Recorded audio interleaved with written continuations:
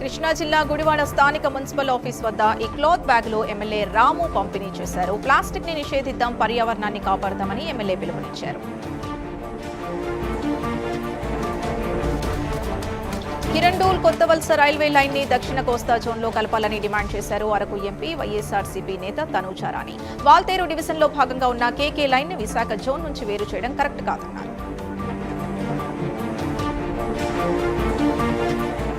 మంత్రి అచ్చెన్నాయుడు ఆరోపణలపై ఎమ్మెల్సీ దువ్వాడ శ్రీనివాస్ మండిపడ్డారు. వైఎస్ జగన్మోహన్ రెడ్డి కుటుంబాన్ని విమర్శించడం మానుకోవాలని హితవు పలికారు. మావిగన్ రాజధాని అంశాన్ని పక్కదారి పట్టించేందుకే జగన్పై వ్యక్తిగత ఆరోపణలు చేస్తున్నారని ఆగ్రహం వ్యక్తం చేశారు. ఆడుదాం ఆంధ్ర కార్యక్రమంలో భారీగా అవినీతి జరిగిందని శాప్ చైర్మన్ రవినాయుడు అన్నారు. ప్రజాధనం దుర్వినియోగంలో మాజీ మంత్రి రోజా బైరెడ్డి సిద్ధార్థరెడ్డి ప్రమేయం ఉందని గుర్తించామన్నారు. త్వరలో కేసు నమోదు చేసి చట్టపరమైన చర్యలు తీసుకుంటామని తెలిపారు. మార్కాపురం జిల్లా చెన్నకేశవ స్వామి బ్రహ్మోత్సవాలు ఘనంగా కొనసాగుతున్నాయి. 16 రోజుల పాటు ఈ ఉత్సవాలు నిర్వహించనున్నారు. ఈ సందర్భంగా వేడుకల్లో భాగంగా జబర్దస్త్ ఆర్టిస్టులు, గాయకులు భక్తుల్ని అలరించనున్నారు. నంద్యాల జిల్లా కేసీ కెనాల్ కాలువలో యువకుడు చేపల వేట కోసం వెళ్లి గల్లంతయ్యాడు. దీంతో సోహెల్ మృతదేహం కాలువ లోతు భాగంలో గుర్తించి బయటకు తీశారు. దీంతో మృతుడి కుటుంబ సభ్యులు కన్నీరు మున్నీరయ్యారు. పార్వతీపురం మన్యం జిల్లా గుమ్మలక్ష్మీపురం మండల పయ్యాడలో సరైన రోడ్డు సౌకర్యం లేకపోవడంతో గ్రామస్తులు తీవ్ర ఇబ్బందులు పడుతున్నారు. గ్రామానికి చెందిన ఓ గర్భిణికి అకస్మాత్తుగా నొప్పులు రావడంతో కుటుంబ సభ్యులు, గ్రామస్తులు కలిసి ఆమెను డోలీలో ఆసుపత్రికి తరలించి చికిత్స అందించారు. విజయవాడ ఉగ్రలింకుల కేసులో పోలీసుల దర్యాప్తు వేగవంతం చేశారు. 6 నిందితుల్ని కస్టడీకి తీసుకుని విచారించారు. ఇప్పటికే 5 స్టేట్మెంట్ రికార్డు చేశారు పోలీసులు.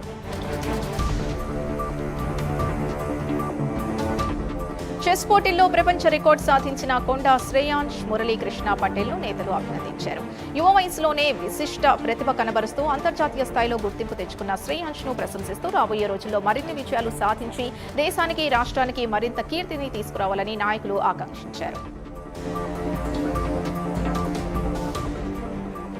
హనుమకొండ శివారు స్విమ్మింగ్ పూల్లో తల్లి, 2 కూతుళ్ల హత్య కేసును పోలీసులు ఛేదించారు. మృతురాలు ఫర్హాద్ భర్త అజారుద్దీన్ సహా ఫ్యామిలీ మెంబర్స్ స్కానింగ్ సెంటర్ల నిర్వాహకుల్ని అరెస్ట్ చేశారు.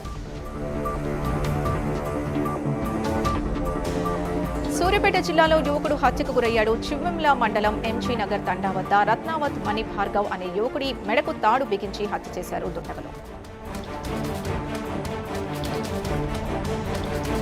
గ్యాస్ సిలిండర్ల కోసం భైంసాలోని నిర్మల్ జాతీయ రహదారిపై వినియోగదారులు రాస్తారోకోకు దిగారు. ఏజెన్సీల నిర్వాహకులు సిలిండర్లను కృత్రిమ కొరత సృష్టిస్తూ ఇబ్బందులకు గురి చేస్తున్నారని ఆరోపించారు.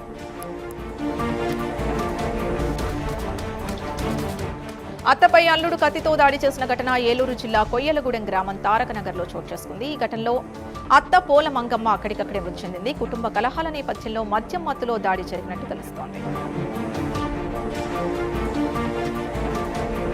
అలహాబాద్ కోర్టు న్యాయమూర్తి జస్టిస్ యశ్వంత్ వర్మ రాజీనామా చేశారు. ఈ మేరకు రాష్ట్రపతి ద్రౌపది ముర్ముకు రాజీనామా లేఖ పంపారు.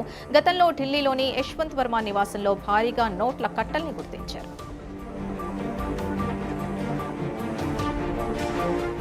హైదరాబాద్ మీర్పేట్ పిఎస్ పరిధిలో కలకలం సృష్టించిన దొంగతనం కేసులో ట్విస్ట్ చోటు చేసుకుంది. దొంగతనం జరిగినట్లుగా వస్తున్న వార్తల్లో నిజం లేదని సీఐ శంకర్ తెలిపారు. విశ్వకర్మ జ్యువెలరీ యజమాని సత్యనారాయణ ఈ విషయాన్ని స్పష్టం చేసినట్లు తెలిపారు.